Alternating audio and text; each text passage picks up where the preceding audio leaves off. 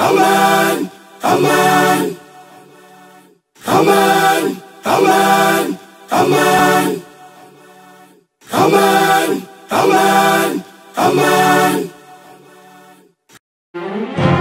Vous êtes sur Amani, nous couvrons Kolwezi et ses environs, la proximité est notre affaire. Partagez l'information de votre milieu, appelez-nous au 097 077 70 86 ou au 097 000 972. Amani, la chaîne de la paix.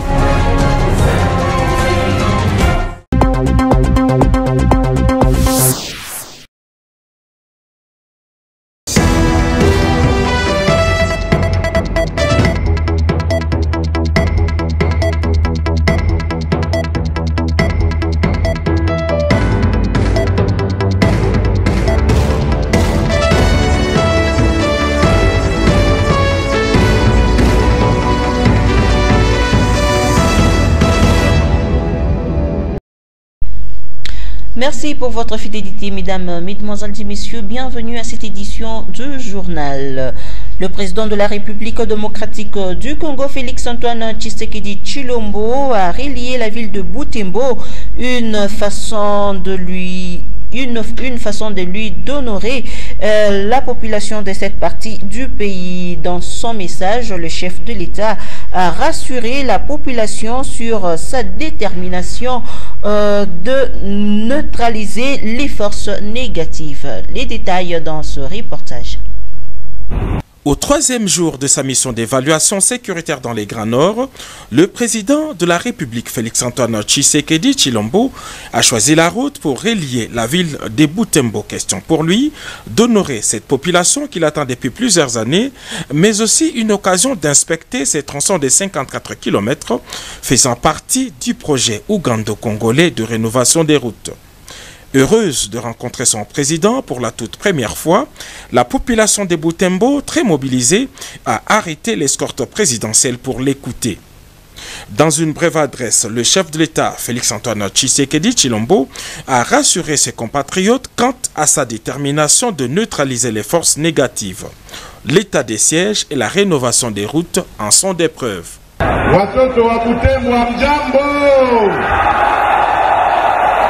Amjambo bana mboka nazana esengo munene ya koya na mboka Butembo, enfin na ye na Butembo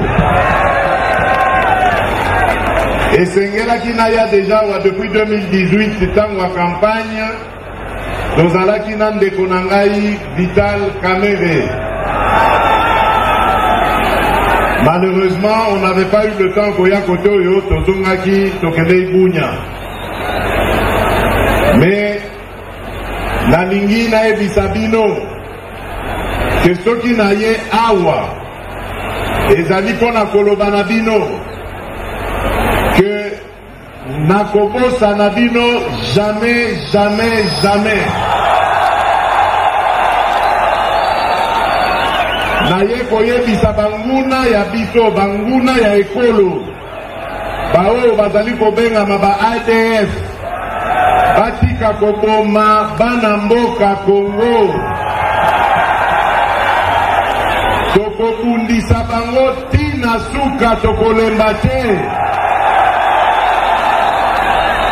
Soki bango bakanisi ke bakolonga biso bazali komikosa. Comme il l'a fait à Beni, le chef de l'État a sensibilisé la population face à la résurgence de la pandémie de Covid-19. Après l'étape de Butembo, le chef de l'État a poursuivi sa visite à Bunia, c'est dans la province de l'Ituri. Et puis en province, au regard du danger que courent les terres agricoles lolabaises, les députés provinciaux du Lualaba ont examiné la proposition des dits portant fixation et sécurisation de ces terres. Cette démarche de l'honorable Weber Chimata a été déclarée recevable par les députés provinciaux au cours de la plénière du jeudi 17 juin 2021. Suivez. La proposition de loi portant fixation des conditions de sécurisation des terres agricoles dans la province du Lualaba a été jugée recevable. C'était ce jeudi 17 juin en séance plénière. Cette proposition de loi va aider à créer un cadre de concertation en vue de donner des orientations relatives pour le bien-être des communautés locales. L'honorable Weber Mouchaïla, auteur de la dite proposition, estime que le code agricole n'étant pas d'application, cette proposition de loi viendra à sécuriser les terres agricoles au détriment des communautés locales.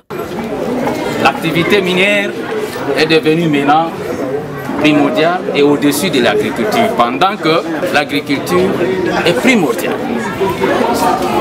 Et vous serez témoin avec moi que la province aujourd'hui importe même les simples piri-piri, les piments ici, les tomates ici, pendant que nous avons des espaces, les terres agricoles,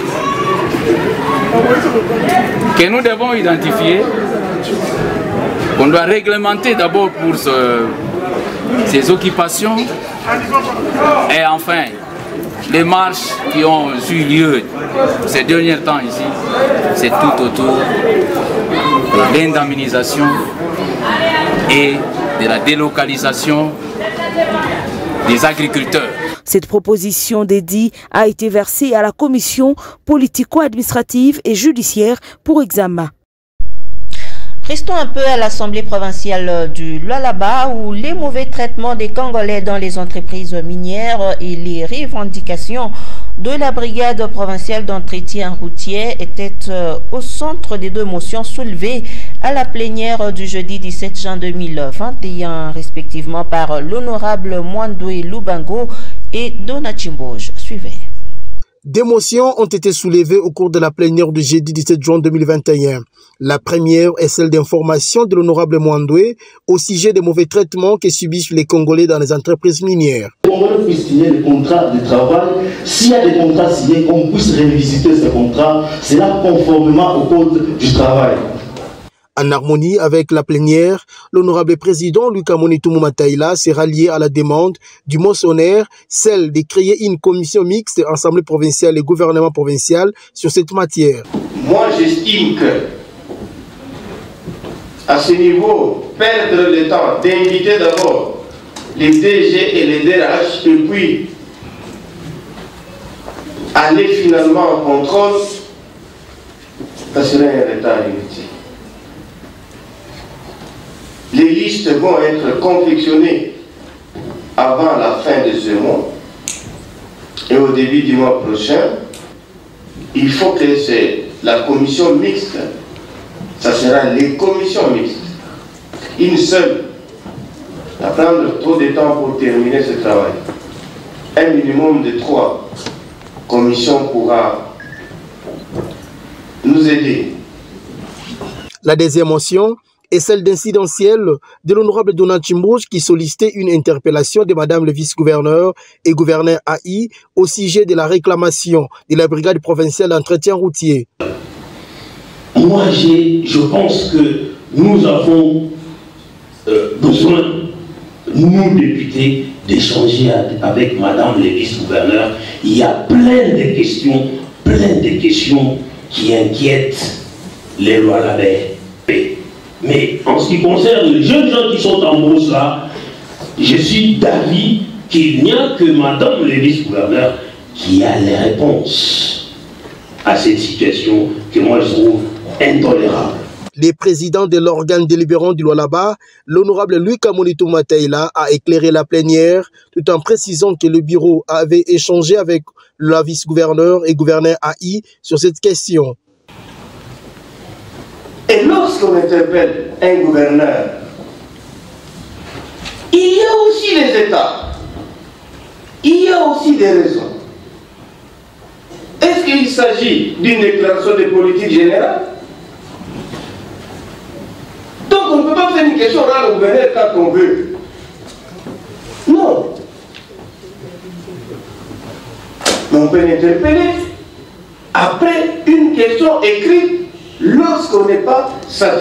Une option a été levée, celle d'inviter l'autorité provinciale pour un échange, cette fois-ci avec tous les députés. Direction au gouvernorat de province ou en mission officielle au Lualaba dans le cadre de la redynamisation de la représentation provinciale du Comité national de protection contre les rayonnements ionisants. Le président de cette structure de l'État et sa délégation ont été reçus par le gouverneur intérimaire Fifi Masuka Saini. Florimond Monga et sa suite ont fait part de leur mission à l'autorité provinciale. Suivez. De Kinshasa, capitale de la RDC, la délégation du Comité national de protection contre les rayonnements ionisants Saint-Péry, avec à la tête les professeurs Florimond Monga Kabanda, a été reçu par le gouverneur intérimaire ce jeudi 17 juin 2021. Hormis la présentation des civilités, cette équipe est allée faire part à Masuka Saini Fifi l'objet de sa mission. Il s'agit de la redynamisation des activités du Saint-Péry, Florimond Monga. La première citoyenne du Lualaba a salué cette démarche qui vise à envisager des mécanismes efficaces afin de protéger davantage la population contre les rayonnements ionisants. Nous sommes venus ici dans les Lualaba, d'abord pour redynamiser notre institution, parce que nous avons une représentation ici au Lualaba, ici à Kolwezi même, et nous sommes venus redynamiser et donner souffle à notre institution ici sur place pour que nous puissions continuer à protéger la population comme le demandent nos autorités. C'est ainsi que nous sommes passés ici pour présenter nos civilités à son Excellence, le gouverneur de la province. L'autorité a beaucoup apprécié, puisqu'en fait, il ne faut pas oublier que nous sommes toujours accompagnés par l'autorité provinciale. Et il a dit qu'il nous a promis qu'il continuera à nous accompagner et il nous a demandé de redoubler l'effort, parce que vous savez que la pollution a un rayonnement ionisant et partout dans les mines dans notre pays. Rappelons que le Saint-Péry est la structure de l'État spécialisée dans la réglementation nucléaire en RDC. Il définit les cadres de surveillance et les conditions d'accès aux installations contenant les matières nucléaires. Nous sommes toujours au gouvernorat de province où le gouverneur intérimaire du Lualaba a démarré une série de visites d'inspection dans différentes entreprises minières. Fifi Masuka Saini était dans les installations de l'entreprise Thomas Mining pour se rendre compte des conditions de travail des jeunes Lualabais. Les détails avec Eric Mayawel. L'autorité provinciale a effectué une visite d'inspection dans la nouvelle usine de production du cuivre en construction. Thomas Mining, situé près du village Samukinda, à une dizaine de kilomètres de la ville de Kolwezi. Sur place, Masuka Saini Fifi, en compagnie de quelques membres du gouvernement provincial, dont Jamari Chizainga Sanama Lungamana, son ministre des Mines, a pris tout son temps pour visiter différents compartiments de cette société minière en chantier. Ces infrastructures sortent des terres grâce à une main-d'œuvre locale. Les jeunes compatriotes l'ont accueilli chaleureusement.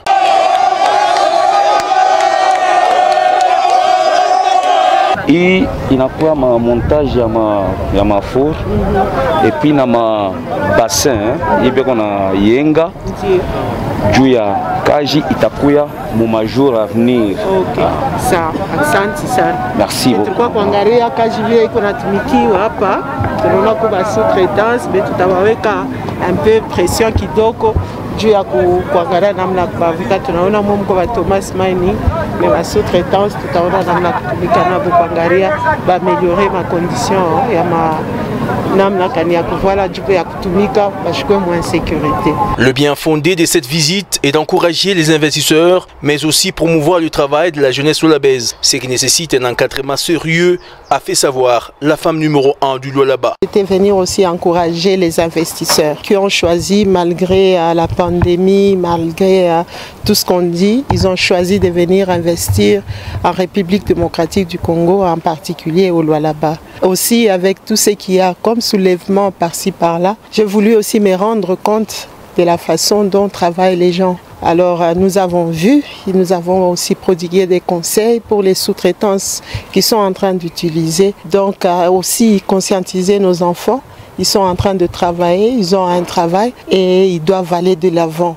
Parce qu'aujourd'hui, nous avons vu nous tous, hein, ce sont nos enfants qui sont en train de construire. C'est une fierté pour nous. C'est très normal de venir les encourager. Nous allons continuer, on ne va pas s'arrêter seulement à Thomas Mining.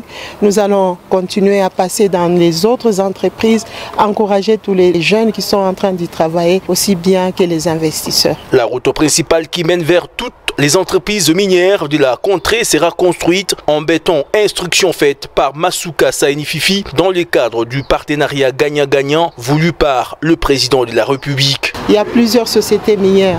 Ces sociétés se sont mises d'accord avec l'accord de la province pour qu'ils puissent travailler sur la route, de la route principale jusqu'à leurs usines qui se trouvent de ce côté. Cette route sera bétonnée pour permettre à ce que les camions puissent passer aisément, et aussi les travaux de construction de villages modernes pour améliorer les conditions de vie des creuseurs ainsi que de tous les villageois qui sont tout autour de ces usines. C'est aussi ce projet que nous sommes venus à soutenir et que bientôt, nous pensons d'ici à la fin de la semaine prochaine, nous reviendrons tous pour venir poser la première pierre pour la construction de cette route qui sera bétonnée totalement. Passons à autre chose. Les ministres provinciaux des hydrocarbures, Jules Kabouit, étaient devant les pétroliers ce vendredi 18 juin 2021. Une occasion pour le numéro 1 de ce secteur en province de sensibiliser ses opérateurs sur la sécurité de la population en cas d'incendie. C'est un reportage de Freddy Nsangwa. C'est une prise de contact entre le ministre provincial intérimaire de l'hydrocarbure, Jules Kabouit, et les pétroliers de la province d'Ilo-Laba qui se vécut dans la salle de réunion du ministère de l'hydrocarbure. Jules Kabouit a également échangé avec ces derniers sur la sécurité de la population. Nous étions en réunion avec son excellence, le ministre ad intérim des hydrocarbures. Premièrement, il était question d'une prise de contact parce que depuis sa prise de fonction, il était important qu'il rencontre les membres du secteur qu'il a à gérer. Et nous avions échangé sur plusieurs points, notamment quelles sont les modalités ou les préalables pour l'implantation d'une station-service dans une entité donnée. Et là, nous avions le technicien qui est le chef de division provinciale des hydrocarbures qui a essayé de nous expliquer clairement la procédure pour l'implantation d'une station-service au sein d'une entité. Et deuxièmement, il a été question de voir la question sur la sécurité au sein des stations-service, d'autant plus que les stations sont en train de travailler à proximité de la population.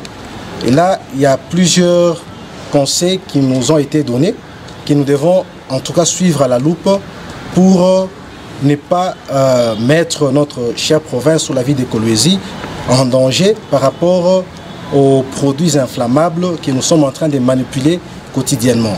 Les pétroliers de la province d'Ilo-Laba sont donc invités à s'identifier avant d'implanter une station de... Nous poursuivons avec ce journal. Les habitants de la cité Gécamine, UCK, se plaignent de parcelles qui sont attribuées sur l'espace de la cantine de la dite cité. Ils sollicitent à ce que cet endroit soit réservé pour abriter des biens à intérêt communautaire. Un reportage de Chunarngoy. C'est un espace de plus ou moins 2 hectares de la cantine qui fait l'objet d'une vente, situation que digère mal la population. Tunasema hii kantini ya Gécamine sasa hivi mko livre, hakuna nini, hakuna gini tokipe hii fwashi yote watuingie kwa hospitalo na nini na morgue na shia hapo. Sasa wanafanya ba mulwilu makasulu wanafanya banaenga tuishe tukue tena matafari yoyi mama tafari yoyi nakuya mabriki nakuya sema tunaanza kuyenga huko ndani sasa tunafuata dekarche. Sasa dekarche 10 ni mambo gani mnafanya plus vidi na bakia ni hii ndio nabakia hapa. Sisi tubakia paka hivi tuanze kwenda hospitali bushiku mtu anakufa hivyo minuit mkonkole mtu ti pasa mugate mwende bali mibamba na kubamba mambo yanakuwa ingine. No, tunasema na sisi tukue na vitu vya karibu. Watufashe na sisi vitu vya karibu hapa. Ndio tunafikia sana sisi fwashi. Sur cet espace, plusieurs parcelles sont attribuées aux particuliers. Pour les habitants, cet endroit pourrait être réservé pour la construction d'un bien à utilité communautaire. La population est place il est réservé baba yenge ko hôpital heureusement bien kweli umu iseka ilikuwa na 9 avenue maintenant leo ili besha ku cadastre na ujisha je kamina na kabla ma parcelle c'est bien qu'il est bien et il passe il parcelle inakuwa réservé kama ni bourgmestre kama ni gouverneur kama ni maire de la ville. Selon une source, cette affaire serait entretenue par des agents de la GECAMIN non notamment identifiés. C'est donc une affaire à suivre. Nous parlons sport avant de chuter avec la page internationale. Au cours d'un point de presse organisé le jeudi 17 juin 2021, le défenseur espagnol Sergio Ramos a annoncé officiellement son départ du Real de Madrid après 16 ans passés à la Maison Blanche. Un reportage de Sandra Mokeya. 16 ans après son arrivée au Real Madrid, Sergio Ramos a décidé de fermer ce chapitre de son histoire personnelle. Le défenseur central a décidé de ne plus prolonger son contrat avec le club merengue et qu'il partirait libre ce 30 juin 2021. Un choc pour ses fans et les femmes du club. Le bilan du défenseur central au Real à ce jour dénote 671 matchs, 101 buts, 22 trophées, dont 4 Ligues de Champions. Larmes aux yeux, Ramos dit au revoir à ses fans. Llegué de la mano de mis padres. Quiero agradecer también a mi club, a ti, presidente, por todo tu cariño, a mis entrenadores, a mis compañeros, que sin ellos nada hubiese sido posible. Né le 30 mars 1986, l'international espagnol n'a plus beaucoup de temps à valoir.